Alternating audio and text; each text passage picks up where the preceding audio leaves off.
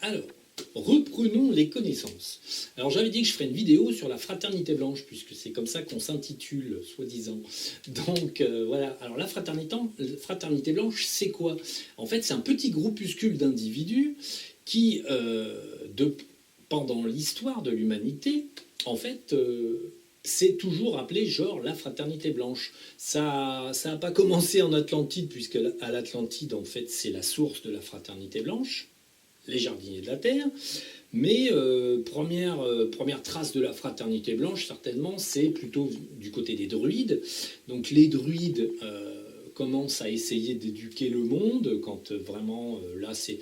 Bon, les druides, l'histoire druidique réelle date de 3 à 4 000 ans minimum avant JC. Hein.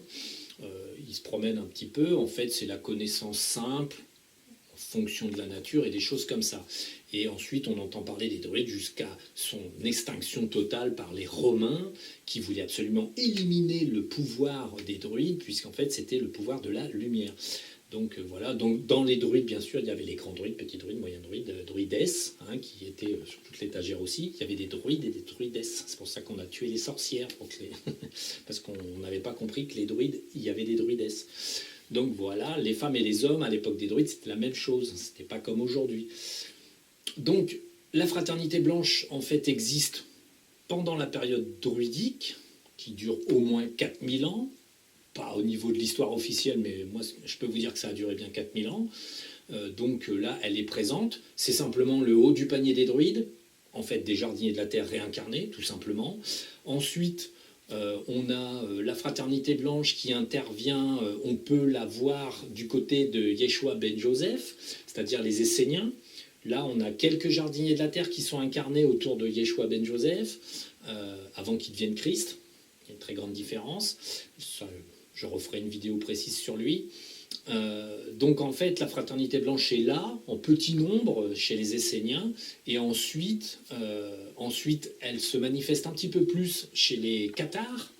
En fait, moi je me souviens très bien m'être incarné chez les Cathares, chez les Tibétains, chez les Cathares, chez les Tibétains. Je faisais des allers-retours. Donc en fait, je participais à la fraternité blanche, bien sûr. Et du coup, la fraternité blanche était à la même époque, en fait, un petit peu en double, puisqu'en fait, il y avait une fraternité blanche chez les Tibétains, très tôt, et il y avait une fraternité blanche chez les Cathares. Ensuite, les Cathares sont un petit peu mourus, hein, et par la suite, les Tibétains, la dernière fraternité blanche qu'on puisse dater, et qui savait très bien... alors, qui ne savaient pas vraiment qu'ils étaient jardiniers de la Terre, là, parce qu'en fait, du coup... la connaissance de leurs origines se perdait, mais ils continuaient d'exploiter le concept de la fraternité blanche. Là, c'était au Tibet, c'était à Lhasa, c'était au Potala et à Chakpori. En fait, il y avait à peu près de 12 à 15 membres permanents de la fraternité blanche qui étaient en fait les lamas tibétains les plus avancés, les entités reconnues, les choses comme ça. Donc le grand 13e, Lobsang Rampa qui en faisait partie, Shinobu Robo, le premier chirurgien, Mingyar Dondup, le guide de Lobsang, des choses comme ça. Donc eux faisaient partie de la fraternité blanche. Quand le Tibet s'est fait tuer, bon nombre sont morts. Certains sont restés, se sont éparpillés dans le monde, se sont perdus de vue aussi. Voilà, la dernière trace de la fraternité blanche, c'était ça.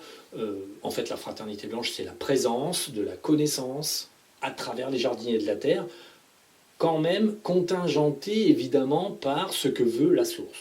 Il faut bien être clair, pendant que l'époque druidique, certaines connaissances n'étaient pas accessibles, parce que ce n'était pas l'heure, et pendant la période cathare ou la période tibétaine, c'est pareil, certaines connaissances n'étaient pas accessibles. On accède aujourd'hui à l'éther, qui devient l'outil, on va dire, de recherche et de perspective pour pouvoir monter plus haut, et ce qui permet à la fraternité blanche actuelle, c'est-à-dire quelques individus sur Terre à l'heure actuelle, qui simplement participent à ce que nous faisons. Il y en a pas, il y a des jardiniers de la Terre qui sont disséminés un petit peu dans le monde entier. Tous ne font pas partie de la fraternité blanche parce que c'est une question de lucidité. On a en ce moment plus d'une centaine de jardiniers de la Terre qui sont incarnés, à peu près 150. Mais en fait, le problème, c'est qu'ils ne sont pas lucides. Ils ne savent pas. Ils ne connaissent pas certaines choses. Du coup, ils n'appartiennent pas vraiment à la fraternité blanche. Ce sont juste des représentants des jardiniers de la Terre. Et sans le savoir, simplement, ils font descendre de la lumière sur Terre sans vraiment s'en apercevoir. La fraternité blanche, en fait, c'est véritablement un petit groupe d'individus qui sait qui elle est, où elle va et ce qu'elle fait. Voilà, c'est le nom qui a été donné il y a longtemps. Alors je sais que sur le net traînent des fraternités blanches à droite, à gauche. C'est pour ça que j'ai appelé la nôtre la petite, parce que les autres, là, c'est des grandes organisations, on va dire, plus ou moins sectaires, plus ou moins franc-maçonnes et compagnie, enfin des trucs cachés derrière des trucs cachés. Donc c'est pas la fraternité blanche.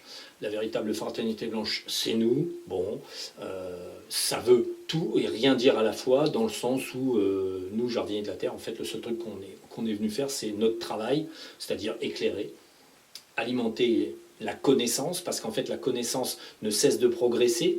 Et en fait, vous voyez, Peter Deneuve, qui était un être assez éclairé, a dit des vraies choses et en fait s'est trompé sur bien d'autres. Edgar Cayce aussi, bon, qui était un jardinier de la Terre mais qui l'ignorait, a dit des vraies choses et en fait il s'est trompé sur beaucoup d'autres mais sans le savoir. L'intérêt toujours de la connaissance, c'est d'être distribué et en son temps d'essayer d'améliorer les choses. C'est le principe qui est défendu ici, essayer d'améliorer les choses, essayer de trouver des portes de sortie, essayer en fait, d'améliorer le quotidien et les connaissances métaphysiques, autant pour nous que pour les autres. C'est un service rendu, il y a quand même élargir les connaissances humaines est indispensable. Aujourd'hui, l'humanité patauge dans ses anciennes connaissances, essaye de les réactualiser, mais en fait n'y arrive pas, parce que beaucoup de choses de l'ancien ne sont pas vraies. Et en fait, là, c'est simplement que certaines personnes ont la capacité et la possibilité d'aller au plus haut, donc de véritablement voir ce qu'il y a à voir, et ne pas se tromper, ne pas se faire avoir. C'est le travail de la fraternité blanche. Voilà, c'est tout. C'est bon, c'est comme ça. Chacun son boulot, quoi.